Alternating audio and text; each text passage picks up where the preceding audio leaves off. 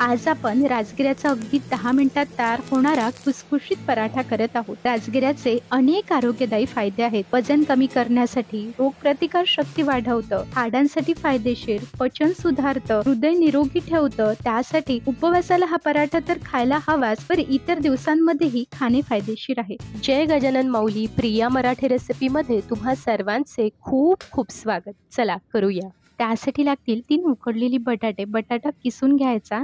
बटाटा लहान असेल तर 3 घ्या आणि मोठे असतील तर 2 घेतले तरी चालतील. बटाटा जर आपला आधीच उकडलेला असेल तर हा पराठा अगदी 5 मिनिटात तयार होतो. सर्व साहित्य मिक्स करून मळून घेतलं की पराठा तयार. बटाटा किसून झाला की त्यामध्ये घालू 1 चमचा भाजलेल्या जिऱ्याची पूड, अर्धा चमचा मिरेपूड घालायची, हिरवी मिरची आणि आलं जाडसर वाटून घेतलं, कढीपत्ता जाडसर तोडून घालायचा, त्यानंतर चवीनुसार मीठ, लाल तिखट, त्यामुळे पराठ्यांना कलर छान येतो आणि त्यासोबतच 2 वाटी राजगिऱ्याचं पीठ.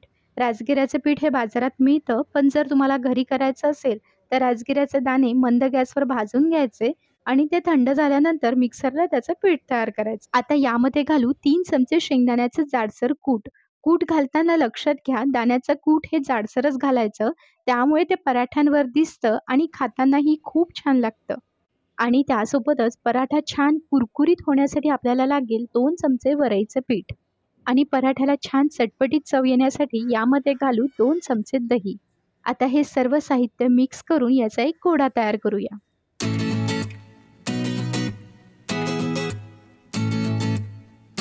चला तर मी या ठिकाणी पीठ मळून घेतलं. हे बघा मस्त गोळा तयार होतो. आता आपल्याला पराठा जेवढा करायचा असेल तेवढा त्याचा गोळा घेऊन तो गोल करायचा आणि तो लाटून घेऊया.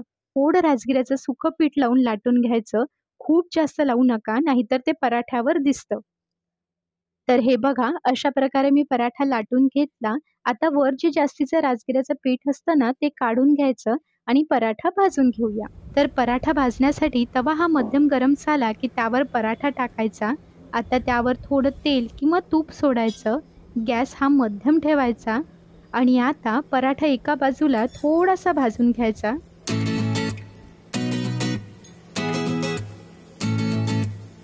तर 15 ते 20 सेकंदानंतर हे बघा पराठ्यावर बुडबुडे यायला लागतात. आता पराठा पलटवून घ्यायचा. कडेला थोडंसं तूप सोडायचं आणि पराठा छान लालसर होईपर्यंत भाजून घ्यायचा. तर हे बघा आपला पराठा छान खरपूस भाजून झालाय, काढून घेऊया.